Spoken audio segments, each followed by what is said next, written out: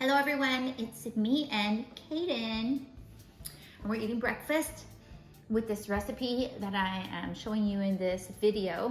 I'm going to show you how to make this low carb keto bread that you can use for your gluten-free diet or your keto diet or your low carb diet. There's really about one net carb in this. It's very versatile. You can do a lot of different versions with this bread. And Kaden made us egg sandwiches. Kaden, good job. Open-faced egg sandwiches.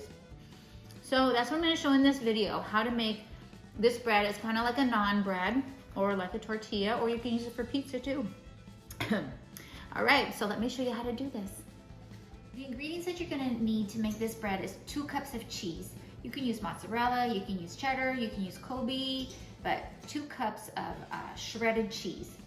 You're gonna need half a cup of coconut flour. I use the organic coconut flour.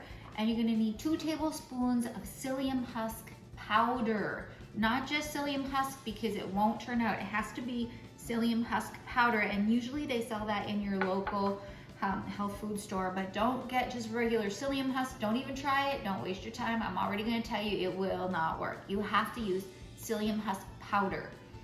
And also some salt and 1 cup of boiling water, which I have ready in my cute little kettle that I have over here. I love that kettle. I just bought it a week ago. Okay, I'm going to show you how to put it all together. I'm going to try and bring the camera closer. In my bowl, I'm going to put the coconut flour, half a cup of coconut flour, and psyllium husk powder, and the salt. This would be a good point if you want to make a sweet one to add some sweetener of choice. It would also be a good time to add in some nuts if you wanted, some cinnamon powder, some brown sugar, brown swerve. That works really good too. But for this purpose of this video, I'm just going to make it plain. Now I have here 2 cups of shredded cheese, and I'm going to put it all in. And this is a very important step. You want to just toss the cheese in your powder so that all the shredded cheese is coated with your coconut flour and your psyllium husk powder. Next, I'm going to take a cup of boiling water, and I pour the water around the edge. I don't pour it in the middle. I pour it around the edge. And then I take my rice spoon, which for me has always worked the best, or use whatever, a spatula, and then you just start stirring in your water. Now it's going to absorb the water very quickly, so I can already tell I need a little bit more water in here. See where it's dry right there? I'm going to put in a little bit of water. This recipe is very forgiving for the amount of water that you need.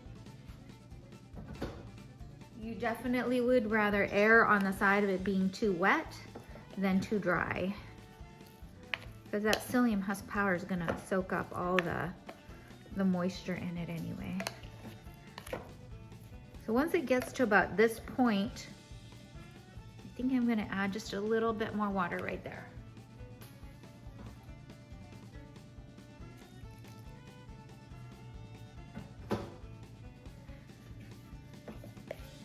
Yeah, you can see it's kind of forming a dough ball now. See?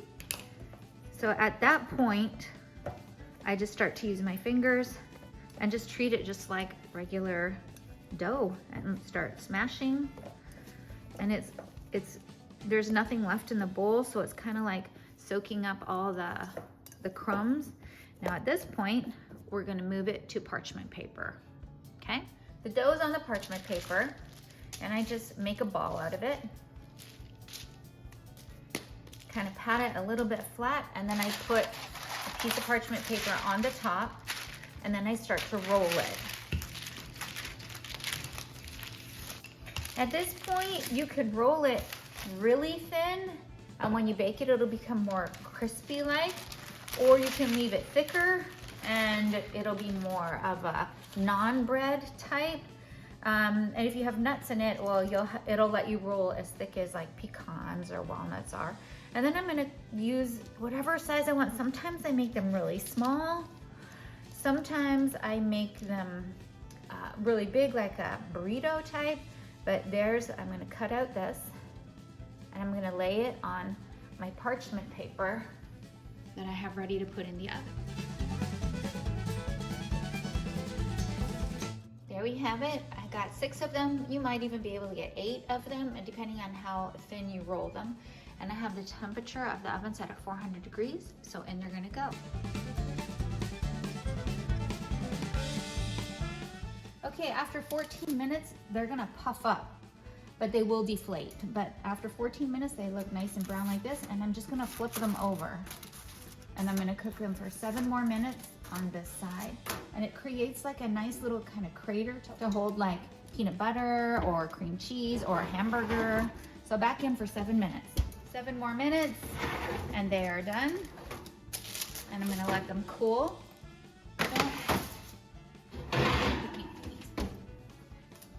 So what I do is I pull them on the counter, and then I make another batch. If you want your bread more pliable, this is pretty stiff, and they don't always turn out like this if you bake them less. If you want them more like a tortilla, roll them thinner and bake them for less time before you flip them, like maybe 9 minutes, and then flip them and bake them on the other side for about 4 minutes. So the baking instructions for this bread really depends on what type of bread you're making it into. If you want a flexible tortilla, bake it a lot less time. If you want something more like this, like a naan bread, then you're gonna bake it for the 14 minutes at the 400 degrees. So you'll have to play with this recipe to accomplish what you want. So these are perfect for the toaster. So I make sure I make mine the perfect size for the toaster. Once they're cool, I store them in the refrigerator, and I'll use them for sandwiches, peanut butter, or put some cream cheese on them, or use them for hamburger buns. But they're really handy and easy to use, and I like them I miss toast, so I like to use them as a toast substitute. And they're really good for your stomach because they have the psyllium husk powder in it, so they're not going to constipate you. And if you have any IBS problems at all, this is a really good recipe as well. And my favorite recipe to make, this is the real basic one, but you can make it with nuts and you can use sweetener in it. It is a really versatile recipe. You can add anything to it as long as you have husk powder and the cheese. It'll hold anything together. So be creative and have fun with this recipe. Just to show you how versatile this recipe is, I took one of the round circles and I cut it in strips, and I baked it like that. Then I put some melted butter and rolled them in it with powdered swerve and cinnamon. How is it, Kaden? Well, I know how it is because I had them. Churros. I thought they taste like churros. I can't roll my R because it's full of food. My mouth is full of food. Churros.